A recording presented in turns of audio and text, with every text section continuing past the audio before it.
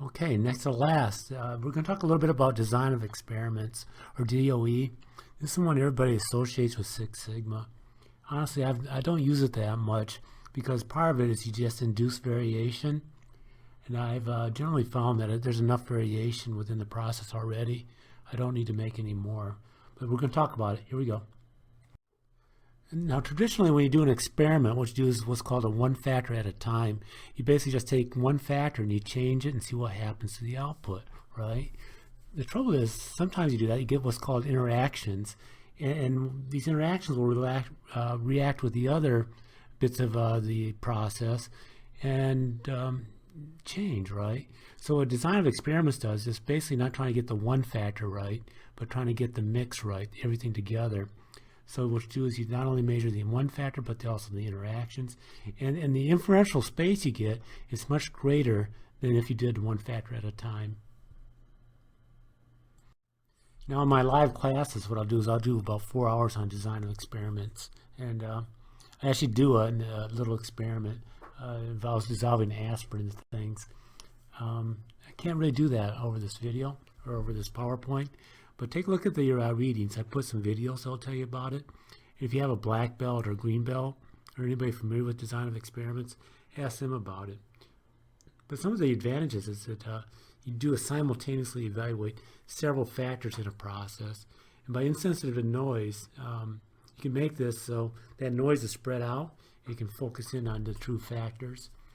The statistics are very easy on this one. Few experiments.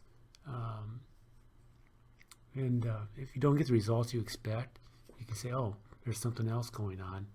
And especially with computers, it's easy and it's cheaper, right? Get a lot of information for just a few experiments.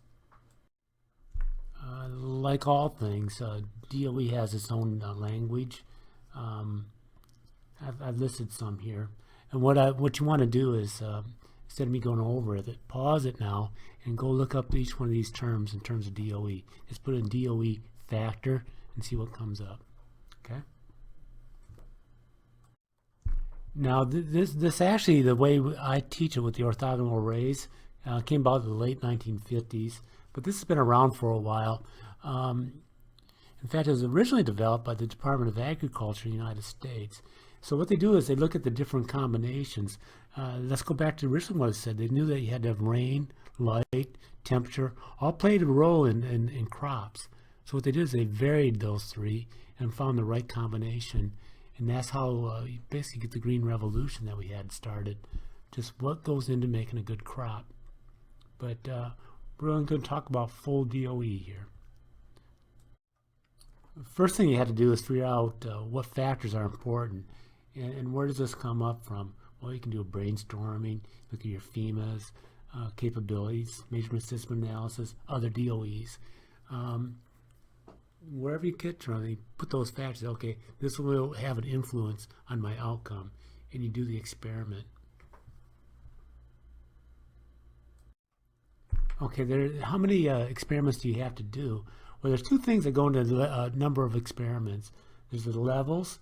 I'm going to use basically cooking, making cinnamon rolls. You got a lot of cinnamon, a little bit of cinnamon, a lot of brown sugar, a little brown sugar.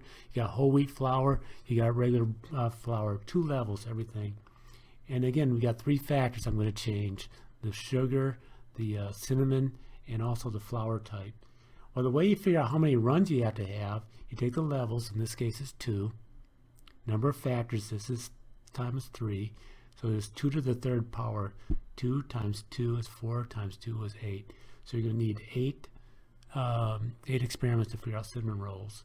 Another example, you got a 4-factor experiment, 16. It doubles with every factor you've added. I put this slide in here because I want to show what you're able to do. What you're able to do is do an inferential space, and it's in 3 dimension. In this case, they got 3 factors. And whoever Jason Rim did this experiment, and he was able to figure out what happens within that space, right?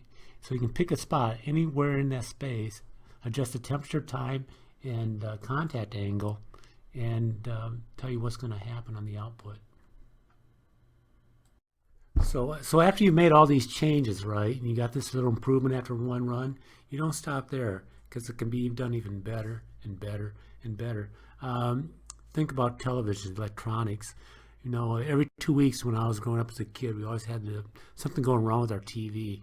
Now it's, man, I can go 20 years with one TV or cars, anything. It's all about getting better and better and better. So what you do is you DOE, and then if you want to say, I want to get better, you might try some other factors, try a little bit different levels about where the optimum is, and see if you can fine tune this thing and just keep on getting better and better and better. And again, we're talking about a process, but it could also service industry. Well, how is it if I have the customer input their own order versus somebody doing it over the phone?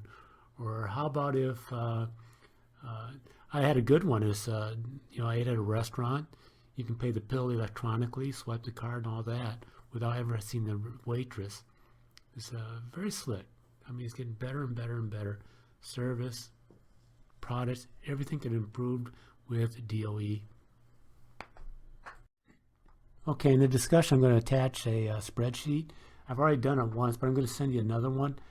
This is the DOE spreadsheet. And what I'm focused here in the red box, that's the factors. And if you can see this, if you blow it up a bit, you can see that the primary, that factor A is important.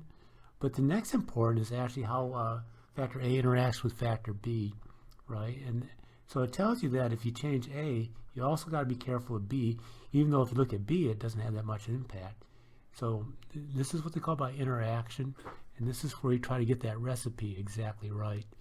And this is where I'm going to leave it on this PowerPoint, but if you have any questions, give me a call.